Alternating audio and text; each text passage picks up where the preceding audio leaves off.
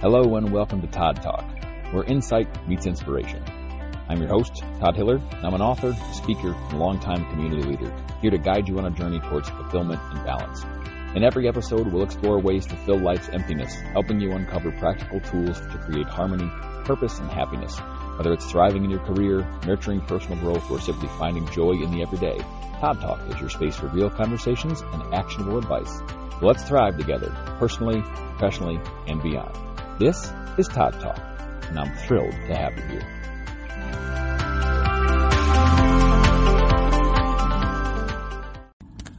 All right, you guys, I'm going to hope for the best. I don't have any type of microphone today. I'm not at my laptop with my regular mic. I don't even have my phone mic. I came to the farm. I've been focused on doing hay this week and this weekend, so I have no microphone.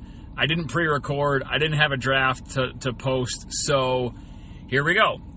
Hopefully the audio is okay.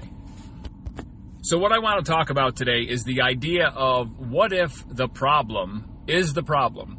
I think a lot of times we have these situations we get to and we say, oh, I wish this other person could change, and then that would just fix the problem.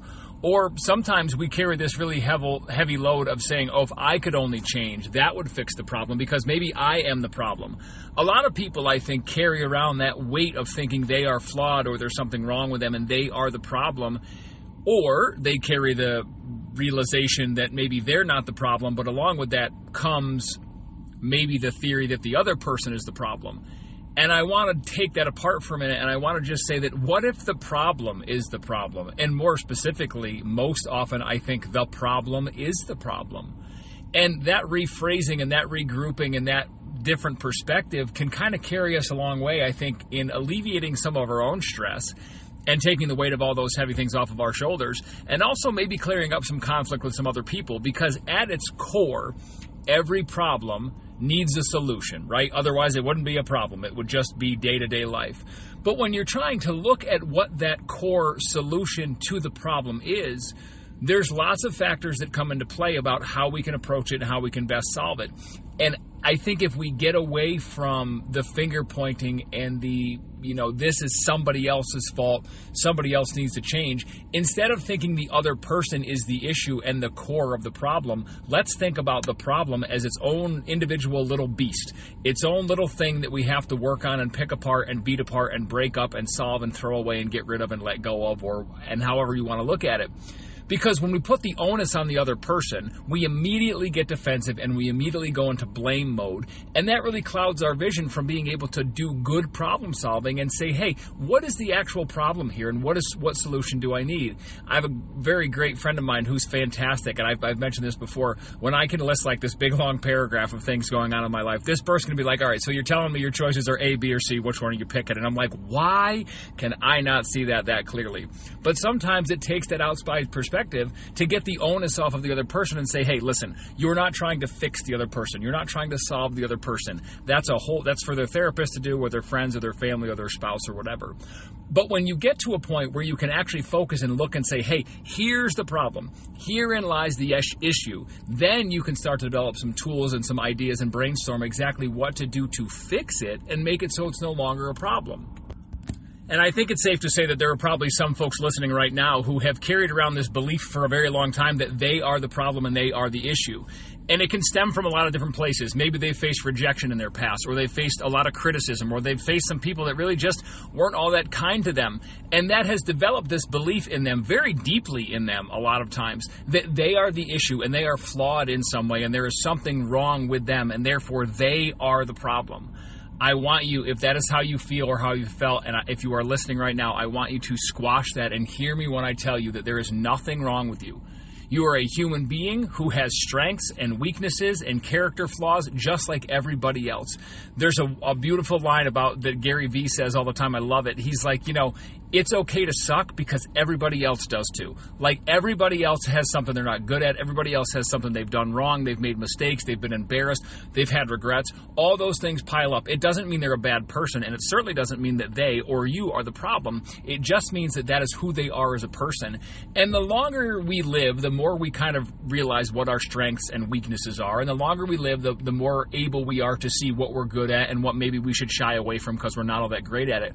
But in the mix of that, along with all of that learning and developing, sometimes the belief still sticks that we have something wrong with us.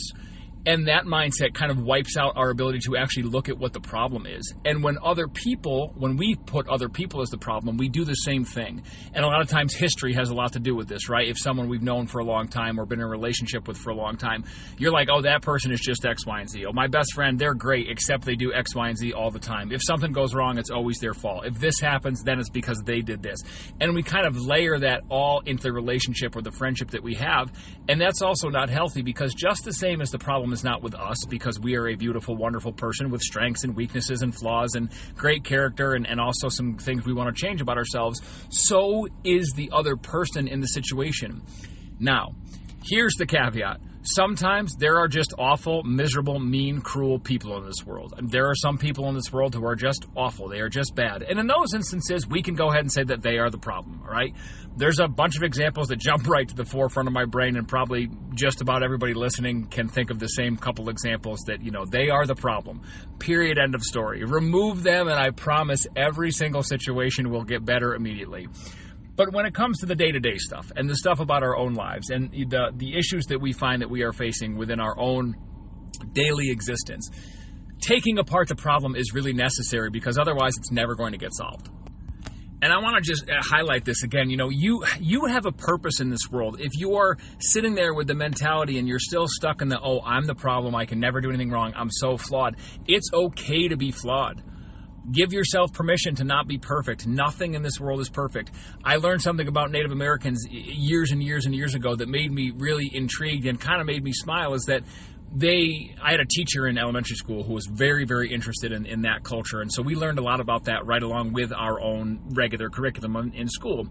But she told us that when they were making earrings or necklaces or beaded bracelets or anything, they never made it perfect. They always put one bead that was out of sequence, or one bead that was a different color, or they would put one random feather in a decoration, or they'd put one different thing that was not like the rest of it, because they said nothing in nature is perfect. And that's what makes it so beautiful. And you as a person are the same. You were created with a purpose, and you have strengths and weaknesses, and you have great things you can do in this world, and you have things that you will be fantastic at. And some of us have talents deep down inside us that we haven't even stepped into yet.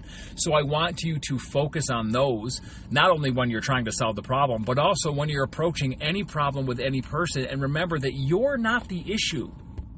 You don't need to become a different person to be worthy. Please hear me when I say that. And I think a lot of us spend years trying to fix the part of ourselves that we think that always causes the problem, when in reality, when we come up against something, we can actually focus and should focus and take the problem head on as its own, like I said before, little individual beast. It is its own thing. The problem is the problem, and we want to solve that. We don't want to change the other person, especially overnight. If there's a problem you can solve quickly, maybe you take a day and you say, okay, 24 hours, I have this problem all buttoned up and resolved. You are not going to change a person in 24 hours. Not the person that they are, not their character, not their morals. And just the same, you're not going to change yourself overnight either. So focus on getting through the problem, and we can work on ourselves long term if we want to. But when it comes to day-to-day things that we run up against, and difficulties and confrontations and hard situations, those are the things we need to look at, that we need to pick apart and take care of and solve and get through. And so we've kind of talked about what it means to look at and view ourselves as the problem. Let's go the other way. Let's look what happens when we label the other person as the problem. The coworker, your spouse, your best friend, your neighbor, the neighbor you really can't stand, the guy in traffic, the person in the line at Starbucks that would not give you the time of day and was really rude to you, road rage incidents. The list can be endless. When the other person is labeled by us as the problem, we automatically shut down and stop looking for a solution, because we say, oh, they're the problem, they're never going to change. Oh, they're just this awful, wicked, miserable person. And now, in that situation, that may be true.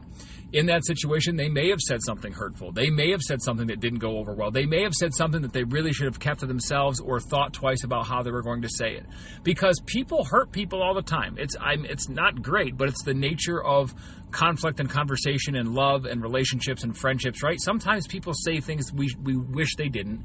Sometimes we say things we wish we didn't. But when you label the other person as that problem and you automatically assign all the blame to them, you give up on actually trying to solve the problem at hand, because in your brain you're saying, well, I'm never going to fix this person. They're going to be like that for the rest of their life. There's nothing I can do about it. And all of a sudden now the problem gets to live in perpetuity and never be attacked from any angle, because you have put all of the weight and all of the onus on the other person's personality and character flaws and all that stuff and the bad thing that they said.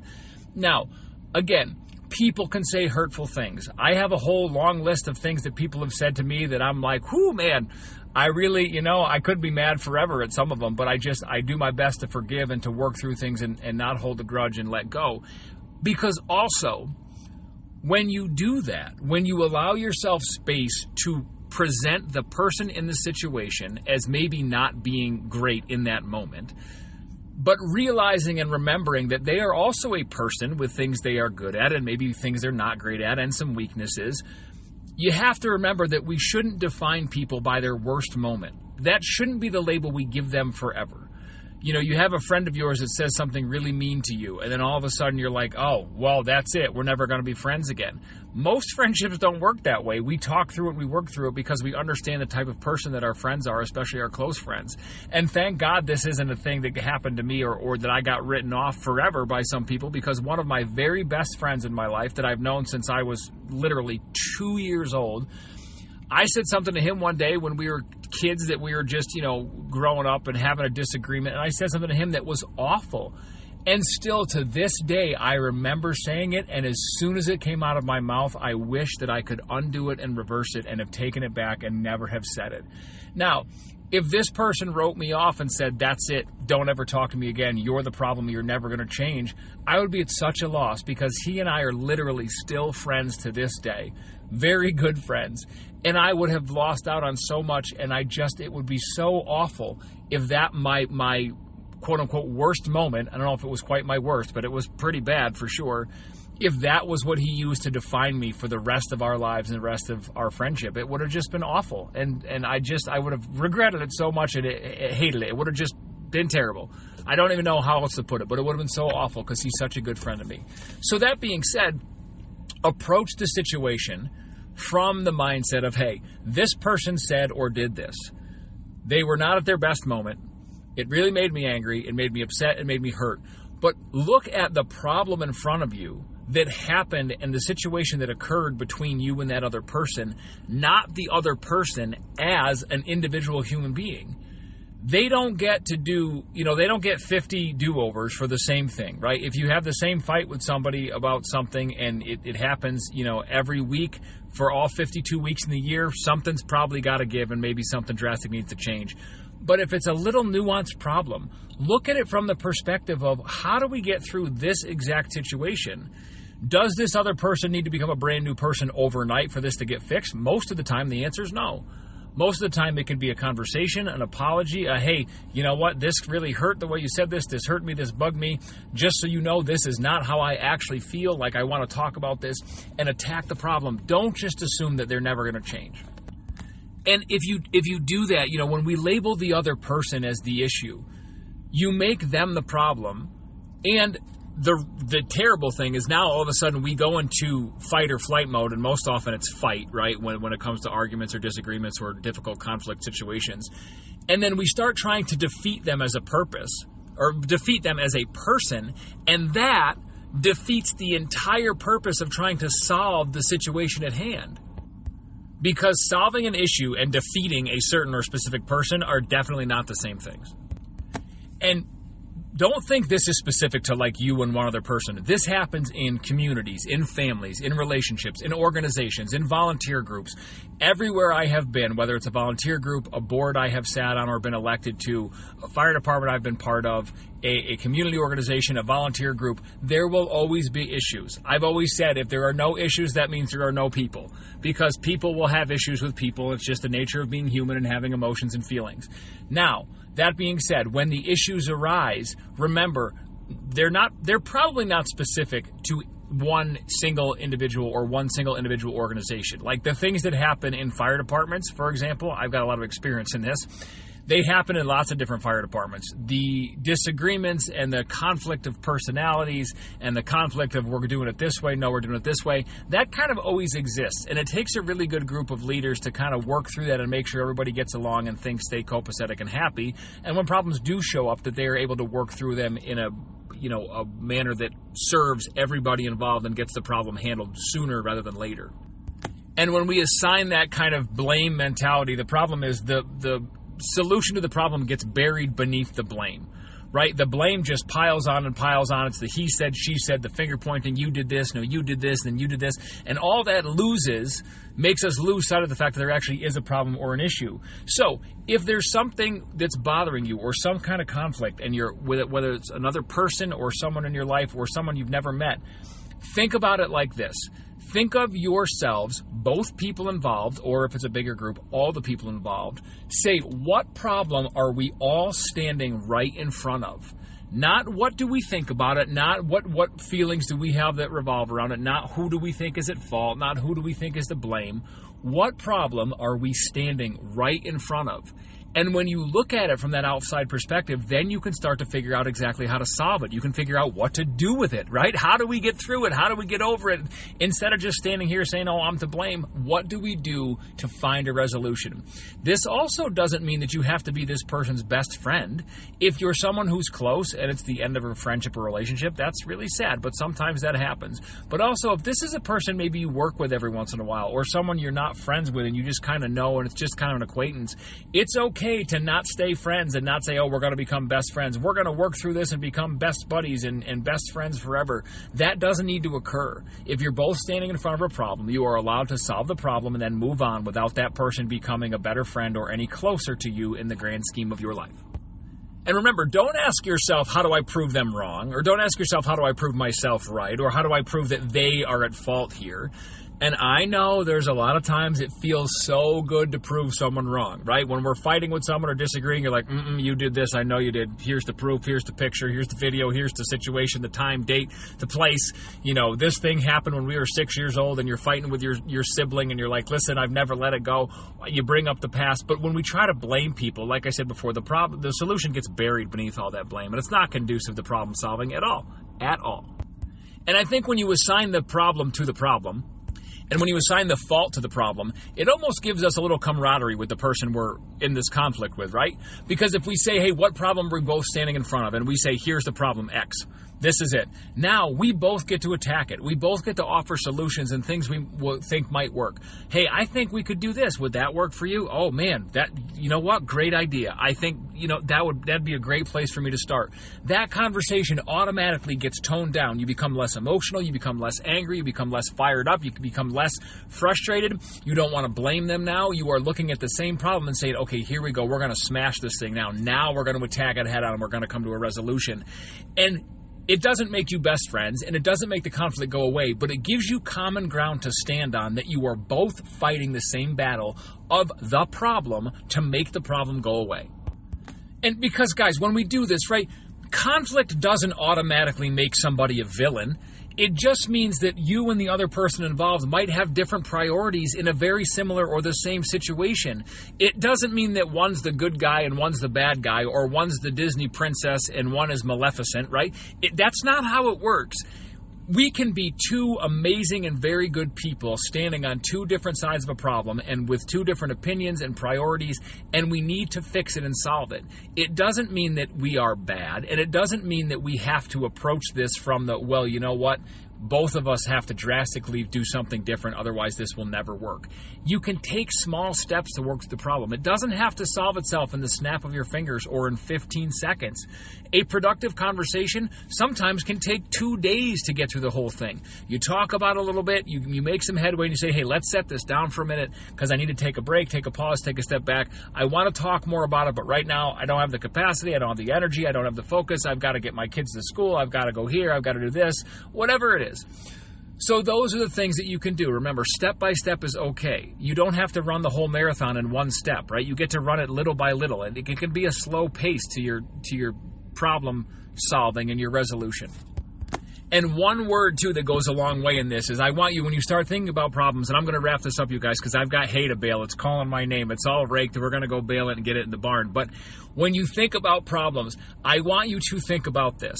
When you start talking about a problem and approaching it, I want you to approach it with the word what, not the word who.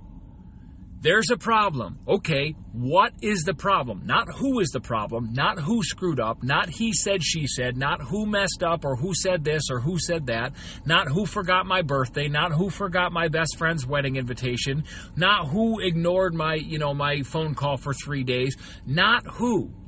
What is the problem? What made you mad? What happened? What is it that bothers you? What is it that you need to talk through or work through? Because when you approach it with a what and not a who, you get lots more, you get lots more common ground to stand on, because now you can both say, yeah, that's definitely the problem here. That is definitely the what. We got to work through that. And when you get rid of the who, you take away that blame and you take away that finger pointing that makes people so defensive, and you open up some conversations. Maybe you can be more compassionate in your problem solving. Maybe you can say, hey, you know what? You said this and it really bugged me, but gosh, the way I responded was also really pretty bad. I didn't need to react the way I did. I could have just very simply said, hey, that's a little harsh, and maybe talk through it. Reactions when we are emotionally hyped up a lot of times are split second, right? They're over the top sometimes. They are emotional responses. They make us upset in the moment, and we're like, bang, we got to respond right away.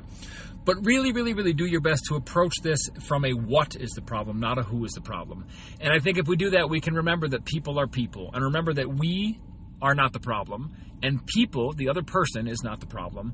Most often, the problem is the problem. And if you do that, I think we can open up some really great doors in conflict resolution and problem solving. My friends, wherever you are in the world today, I hope the sun is shining on you. I hope the breeze is cool. I hope your coffee is strong, and I hope you have a fantastic rest of your day. I cannot tell you how much I appreciate your time and you lending me your ears and letting me speak to you in the time that I do. Whenever you listen to my podcast, whether it's in the car, whether it's at home while you're making dinner or doing dishes, or just while you're hanging out, kind of unwinding for your day, or you're at work, I appreciate so much you taking the time to listen to my words. Wherever you are in the world, as always, be well, take great care, and thanks very much.